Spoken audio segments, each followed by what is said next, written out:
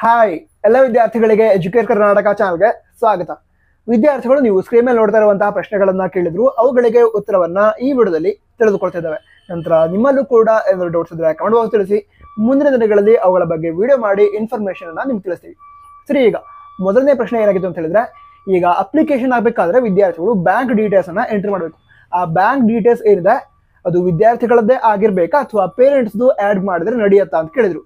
ಇದಕ್ಕೆ ಉತ್ತರ ತಿಳ್ಕೊಳ್ಳೋದಾದ್ರೆ, ನೀವು ನಿಮ್ಮ ಅಕೌಂಟ್ ಇದ್ರೆ ನಿಮ್ಮದೇ ಆ್ಯಡ್ ಮಾಡಿ, ಇಲ್ಲದೇ ಇದ್ರೆ ಪೇರೆಂಟ್ಸ್ ಅಕೌಂಟ್ ಡೀಟೇಲ್ಸ್ ಅನ್ನ ಎಂಟರ್ ಮಾಡಬಹುದು. ಅಂದ್ರೆ ತಂದೆ ಅಥವಾ ತಾಯಿಯ ಬ್ಯಾಂಕ್ ಅಕೌಂಟ್ ಡೀಟೇಲ್ಸ್ ಅನ್ನ ಅಥವಾ ನಿಮ್ಮ ಫ್ಯಾಮಿಲಿ ಮೆಂಬರ್ಸ್ ನ ಬ್ಯಾಂಕ್ ಅಕೌಂಟ್ ಡೀಟೇಲ್ಸ್ ಅನ್ನ ಅಪ್ಲಿಕೇಶನ್ ಸಂದರ್ಭದಲ್ಲಿ ಎಂಟರ್ ಮಾಡಬಹುದು. ಅಲ್ಲಿ ಆಪ್ಷನ್ಸ್ ಅನ್ನ ಕೊಟ್ಟಿದ್ದಾರೆ, account holders name, IFSC code, account number, ಆ ಎಲ್ಲ ಡೀಟೇಲ್ಸ್ ಅನ್ನ ಕರೆಕ್ಟ್ ಆಗಿ ಎಂಟರ್ ಮಾಡಿ. ಆ ಡೀಟೇಲ್ಸ್ ಅನ್ನ ಎಂಟರ್ ಮಾಡಬೇಕಾದ್ರೆ ನೀವು ನಿಮ್ಮ ಪೇರೆಂಟ್ಸ್ ಡೀಟೇಲ್ಸ್ ಅನ್ನ ಎಂಟರ್ ಮಾಡಬಹುದು, ಏನು ಪ್ರಾಬ್ಲಮ್ ಇಲ್ಲ. ಸರಿನಾ? ನಂತರ ಮುಂದಿನ ಪ್ರಶ್ನೆ ಏನಾಗಿತ್ತು ಅಂತ ಹೇಳಿದ್ರೆ, ಈ KCET ಅಪ್ಲಿಕೇಶನ್ ಏನಿದೆ ಅದನ್ನ ಮೊಬೈಲ್ನಲ್ಲಿ ಹಾಕಬಹುದಾ ಅಂತ ಕೇಳಿದ್ರು. ಆದಷ್ಟು ಮಾಡಿ ಕಂಪ್ಯೂಟರ್ ಅಥವಾ ಲ್ಯಾಪ್ಟಾಪ್ನಲ್ಲೇ ಅಪ್ಲಿಕೇಶನ್ ಅನ್ನ ಹಾಕಿ. ಯಾಕಂತ ಹೇಳಿದ್ರೆ ತುಂಬಾ ಆಪ್ಷನ್ಗಳನ್ನು ಸೆಲೆಕ್ಟ್ ಮಾಡೋದಿರುತ್ತೆ. ನೀವು ಮೊಬೈಲ್ ಮಾಡೋದಕ್ಕೆ ಹೋದ್ರೆ ಮಿಸ್ಟೇಕ್ ಆಗುವಂತಹ ಚಾನ್ಸಸ್ ಇರುತ್ತೆ. ಅದಕ್ಕೋಸ್ಕರ ಮೊಬೈಲನ್ನು ಆದಷ್ಟು ಮಾಡಿ ಅವಾಯ್ಡ್ ಮಾಡಿ ಕಂಪ್ಯೂಟರ್ ಅಥವಾ ಲ್ಯಾಪ್ಟಾಪ್ನಲ್ಲಿ ಅಪ್ಲಿಕೇಶನ್ ಅನ್ನ ಹಾಕಿ. ನಂತರ ಅಪ್ಲಿಕೇಶನ್ ಹಾಕಿದ್ಮೇಲೆ ಪ್ರಿಂಟ್ಔಟ್ ಏನಿದೆ ಅದನ್ನು ಕೂಡ ತೆಗೆದುಕೊಳ್ಬೇಕಾಗತ್ತೆ. ಸೊ ಅದನ್ನೆಲ್ಲ ಮಾಡೋದಕ್ಕೆ ನೀವು ಕಂಪ್ಯೂಟರಲ್ಲಿ ಅಪ್ಲಿಕೇಶನ್ ಹಾಕಿದ್ರೆ ಸಹಾಯ ಆಗುತ್ತೆ. ನೀವೀಗ ಅಪ್ಲಿಕೇಶನ್ ಹಾಕೋದಕ್ಕೆ ಯಾವುದಾದ್ರೂ ಕಂಪ್ಯೂಟರ್ ಸೆಂಟರ್ಗೆ ಹೋಗ್ತಾ ಇದ್ರೆ ಅಂತ ಹೇಳಿದ್ರೆ ಲಾಗಿನ್ ಕೂಡ ನೀವೇ ಆಗಿ, ನಂತರ ಅಪ್ಲಿಕೇಶನ್ನ ನೀವೇ ಹಾಕಿ. ಅಕಸ್ಮಾತ್ ನಿಮ್ಗೆ ಅಪ್ಲಿಕೇಶನ್ ಹಾಕೋದಕ್ಕೆ ಕರೆಕ್ಟಾಗಿ ಗೊತ್ತಾಗಲ್ಲ ಅಂತ ಹೇಳಿದ್ರೆ ಅಪ್ಲಿಕೇಶನ್ ಹಾಕಬೇಕಾದ್ರೆ ಅಲ್ಲೇ ನಿಂತ್ಕೊಂಡು ಅಲ್ಲಿರುವಂತಹ ಆಪ್ಷನ್ಗಳನ್ನೆಲ್ಲ ಕರೆಕ್ಟಾಗಿ ಸೆಲೆಕ್ಟ್ ಮಾಡಿದಾರಾ ಅಥವಾ ಇಲ್ವಾ ಅದನ್ನ ಚೆಕ್ ಮಾಡಿ. ಯಾಕಂತ ಹೇಳಿದ್ರೆ ಅಪ್ಲಿಕೇಶನ್ ಆಗಬೇಕಾದ್ರೆ ಏನಾದ್ರು ಮಿಸ್ಟೇಕ್ ಆಗಿ ನಿಮಗೆ ಅಪ್ಲೈ ಆಗುವಂತಹ ಕೋಟಾ ನೀವು ಸೆಲೆಕ್ಟ್ ಮಾಡದಿದ್ರೆ ಅದರಿಂದ ನಿಮಗೆ ಲಾಸ್ ಆಗುತ್ತೆ. ಅಪ್ಲಿಕೇಶನ್ ಹಾಕ್ತಾ ಇರೋರಿಗೆ ಏನೂ ಪ್ರಾಬ್ಲಮ್ ಆಗಿರಲ್ಲ. ಅದಕ್ಕೋಸ್ಕರ ನಿಮಗೆ ಸೂಟ್ ಆಗುವಂತಹ ಎಲ್ಲ ಕೋಟಾಗಳನ್ನ ಸೆಲೆಕ್ಟ್ ಮಾಡಿ ಕರೆಕ್ಟಾಗಿ ಇದೆಯಾ ಅದನ್ನ ಚೆಕ್ ಮಾಡಿ ಅದರ ನಂತರ ಅಪ್ಲಿಕೇಶನ್ ಹಾಕಿ. ನಂತರ ಅಪ್ಲಿಕೇಶನ್ ಹೇಗೆ ಹಾಕೋದು ಅಂತ ಸ್ಟೆಪ್ ಬೈ ಸ್ಟೆಪ್ ಎಕ್ಸ್ಪ್ಲೈನ್ ಮಾಡಿರುವಂತಹ ವಿಡಿಯೋನ ಅಪ್ಲೋಡ್ ಮಾಡಿದ್ದೀವಿ, ಚೆಕ್ ಮಾಡಿ. ವಿಡಿಯೋ ಲಿಂಕ್ ಡಿಸ್ಕ್ರಿಪ್ಷನ್ ಅದೇ ರೀತಿ ಟಾಪ್ ಕಮೆಂಟ್ ಬಾಕ್ಸಲ್ಲಿ ಇರುತ್ತೆ. ಸರಿನಾ? ಆದಷ್ಟು ಮಾಡಿ ಮೊಬೈಲನ್ನು ಅವಾಯ್ಡ್ ಮಾಡಿ ಕಂಪ್ಯೂಟರಲ್ಲೇ ಅಪ್ಲಿಕೇಶನ್ ಹಾಕಿ. ನಂತರ ಮುಂದಿನ ಪ್ರಶ್ನೆ ಏನಾಗಿತ್ತು ಅಂತ ಹೇಳಿದ್ರೆ, ಈ ಸ್ಟಡಿ ಸರ್ಟಿಫಿಕೇಟ್ಸ್ ಏನಿದಾವೆ ಅದ್ರ ಮೇಲೆ BO ಸಿಗ್ನೇಚರ್ ಬೇಕಾ ಅಥವಾ ಬೇಡವಾ ಅಂತ ಕೇಳಿದ್ರು. ಈಗ ಸ್ಟಡಿ ಸರ್ಟಿಫಿಕೇಟ್ಸ್ ಏನಿದೆ ಅದರಲ್ಲಿ 3 ರೀತಿ ಬರುತ್ತೆ. ಒಂದು 7 years ಸ್ಟಡಿ ಸರ್ಟಿಫಿಕೇಟ್. ಅದು ಯಾವಾಗ ಬೇಕಾಗತ್ತೆ ಅಂತ ಹೇಳಿದ್ರೆ, ಈಗ SATS ID ಇಂದ ನಿಮ್ಮ ಸ್ಟಡಿ ಡೀಟೇಲ್ಸ್ ಫೆಚ್ ಆಗದಿದ್ರೆ, ಅಂದ್ರೆ ಈ SATS ID ಇಂದ 1ನೇ ತರಗತಿಯಿಂದ 10ನೇ ತರಗತಿಯವರೆಗಿನ ಸ್ಟಡಿ ಡೀಟೇಲ್ಸ್ ಅನ್ನ KAದವರು ಪಡೆದುಕೊಳ್ತಾರೆ. ಈಗ ಅಕಸ್ಮಾತ್ ಆಗಿ ನಿಮ್ಮ 10th ಸ್ಟ್ಯಾಂಡರ್ಡ್ ಸ್ಟಡಿ ಡೀಟೇಲ್ಸ್ ನಮ್ಮ KAದವರಿಗೆ SATS ID ಸಿಕ್ಕಿಲ್ಲ.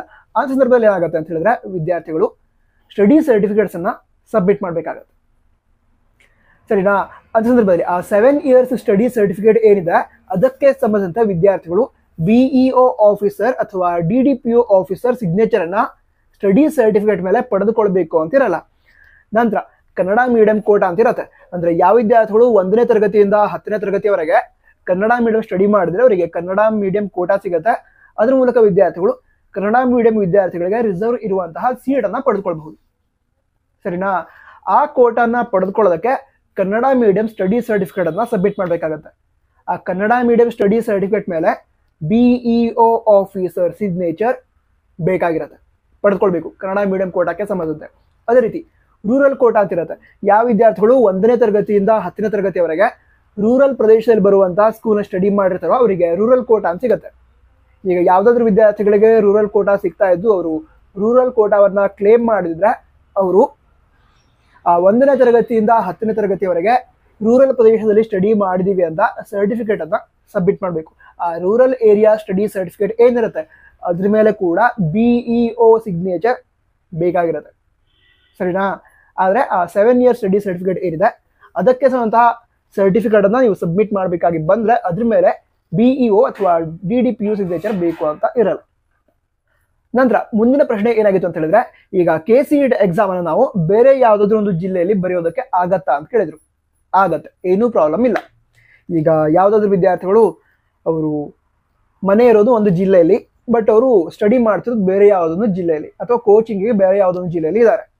ಈಗ ಆ ಪರ್ಟಿಕ್ಯುಲರ್ ಸ್ಟೂಡೆಂಟ್ ನಾನಿಲ್ಲಿ ಕೋಚಿಂಗ್ ಪಡೆದುಕೊಳ್ತಾ ಇದ್ದೀನಿ ಅಥವಾ ಯಾವ ಕಾಲೇಜ್ ಸ್ಟಡಿ ಮಾಡ್ತಿದ್ದೀನಿ ಅದೇ ಊರಲ್ಲಿ KCET ಎಕ್ಸಾಮ್ ಬರೀಬೇಕು ಅಂತ ಹೇಳಿದ್ರೆ ಆ ಜಿಲ್ಲೆಯ ಹೆಸರನ್ನ ಎಂಟ್ರಿ ಮಾಡಬಹುದು. ಅಂದ್ರೆ ಈಗ ಅಪ್ಲಿಕೇಶನ್ ಆಗಬೇಕಾದ್ರೆ ಎಕ್ಸಾಮಿನೇಷನ್ ಸೆಂಟರನ್ನು ತಿಳಿಸೋದಕ್ಕೆ ಹೇಳಿರ್ತಾರೆ. 2 ಪ್ರಯಾರಿಟೀಸ್ ಇರುತ್ತೆ. ಸೊ ಆ 2 ಪ್ರಯಾರಿಟಿಗಳಲ್ಲಿ ನಿಮಗೆ ಕರ್ನಾಟಕದ ಯಾವ ಜಿಲ್ಲೆಯಲ್ಲಿ KCET ಎಕ್ಸಾಮ್ ಬರೆಯೋದಕ್ಕೆ ಇಷ್ಟ ಇದೆ ಅದನ್ನು ಸೆಲೆಕ್ಟ್ ಮಾಡಿ ನೀವು ನಿಮಗೆ ಬೇಕಾದ ಜಿಲ್ಲೆಯಲ್ಲಿ ಎಕ್ಸಾಮನ್ನು ಬರೀಬಹುದು. ನಂತರ ಇದಿಷ್ಟು ವಿಷಯಗಳಾಗಿತ್ತು. ಬೇರೆ ಡೌಟ್ಸ್ ಇದ್ದರೆ ಕಮೆಂಟ್ ಬಾಕ್ಸ್ ತಿಳಿಸಿ.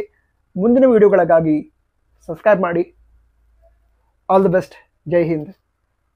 ವಂದೇ ಮಾತರಂ.